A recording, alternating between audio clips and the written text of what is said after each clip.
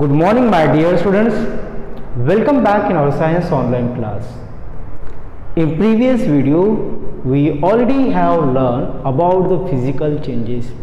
So physical changes are the temporary changes, and in physical changes there is no formation of new substance. Okay students, so this is about the physical changes. Now today we are going to learn about chemical changes. Now what is meant by chemical changes, students?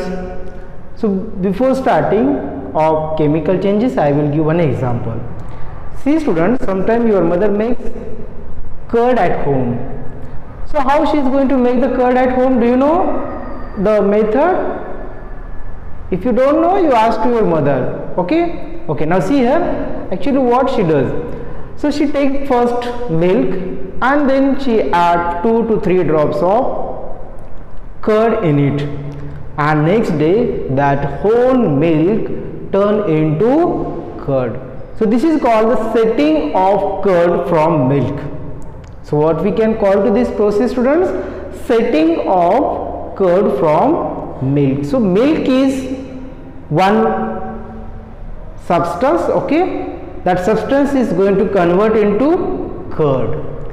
So there are two things, students: original substance and final substance, that is the product. Okay, so original substance is what? Milk. So milk has its own properties. Yes or no? If you take the taste of milk, it is a little bit sweet. Yes or no? It is a little bit sweet in nature. But if you take the taste of curd, so that taste is completely different from the milk. Second thing, milk is liquid. Okay, milk is completely liquid. But if you compare with curd, so curd is little bit solid. We can see the bump. Okay, so little bit solid. Okay, so these are the difference. So once the milk, now see, we are going to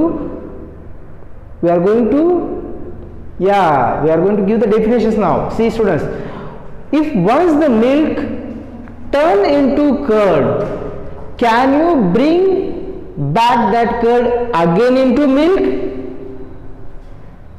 One more time I will ask. See, अगर आपने milk को curd में convert किया तो उसके बाद curd को आप मिल्क में कन्वर्ट कर सकते हो student? Of course no. Yes or no? We cannot bring back this change again into milk. Means once the milk is converted into curd, so that curd we cannot bring back into milk state or original state. So this kind of change is called chemical change. Chemical changes are permanent changes, and in chemical changes always new product is formed. So milk is converted into curd, so curd is new product. Yes or no? So now see the definition. Those changes in which a new substances are formed are called chemical changes. Those substances in which new substances are formed. So milk is turned into curd, so curd is new substance. So whenever the changes takes place, okay, around us, if you see the new substance in that change, so such changes are called chemical changes. One more example, students, I will give. Burning of paper. Do you know burning of paper? Okay, so see, paper has its own properties. Okay, so if you burn the paper, after burning or during burning, heat is produced. Okay students, during burning of paper, heat is produced, but after the burning of paper you get one new product, that is the ash. Yes or no? Ash means what? Black powder of that paper. So with the help of that ash, can you make the paper again? No, it is not possible. Yes or no? So when we burn the paper completely turn into ash. Ash is the new substance. So with the help of that new substance, we cannot make the paper, or that ash cannot bring into the original state or paper state. So this kind of change is called the chemical change. Yes. So what are the characteristics of chemical change? Characteristics of chemical changes. Now, like physical changes, these chemical changes have some characteristics. So what are the characteristics of the chemical changes? So first characteristics of chemical changes are permanent changes.